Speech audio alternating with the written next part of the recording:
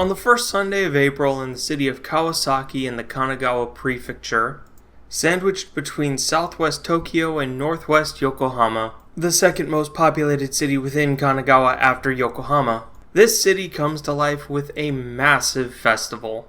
Food stalls, carved vegetables, a mikoshi parade, everything you'd see in your typical matsuri in Japan. And as always, it's a religious festival, but there's something different about this street party.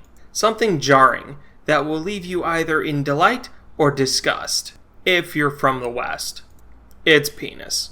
Everywhere. Penis-shaped food, penis-adorned clothes and accessories, enough penises to embarrass a San Francisco Pride Parade. This is the Festival of the Steel Phallus, a celebration to the gods of blacksmithing, metalworks, and that time of year for praying to the gods for easy childbirth, marital harmony, and protection from STDs.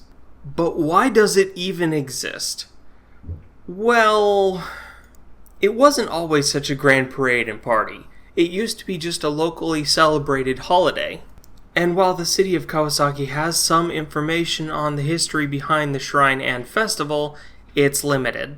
One story talks about the time when a Shinto goddess Izanami no Mikoto birthed a fire god and suffered horrific injuries to the lower half of her body. Legends say that the gods Kanayama Hiko no Kami and Kanayama Hime no Kami healed Izanami's injuries and are enshrined in the Kanayama Shrine, those two gods being sourced as the gods of mining and blacksmithing. So how they healed Izanami's wounds is anyone's guess, but because of this they began to be worshipped and prayed to for all kinds of sex-related activities. Another tale from the region tells of a woman who married twice, and both times the marriage was to be consummated, her newlywed husband had their penises bitten off inside of her vagina. So she went to an exorcist who discovered that she had a demon living in her vagina. The woman and exorcist went to a blacksmith to have a steel penis made, and once it was complete, the metal rod was pushed inside of the woman and the demon bit down on it, breaking all of its teeth, allowing it to be extracted safely. And presumably the woman's third husband didn't get his penis bitten off. Beyond the myth, there also seems to be practical reasons. Kawasaki was a stop for those traveling along the Tokaido Road between Edo, now Tokyo, and many cities in the western part of Japan.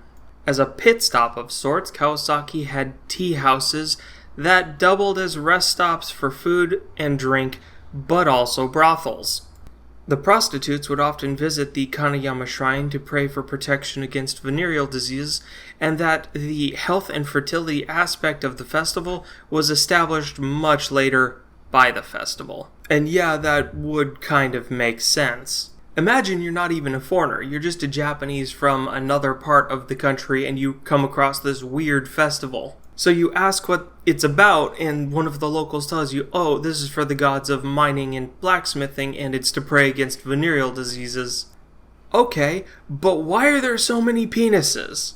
You don't really need a Roman legion of peni to pray against venereal diseases, so why are they there? What's the purpose of them?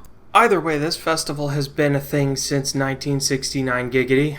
So if you're ever in Tokyo on the first Sunday of April, you can easily head down to Kanagawa and experience the biggest celebration of cock in the world.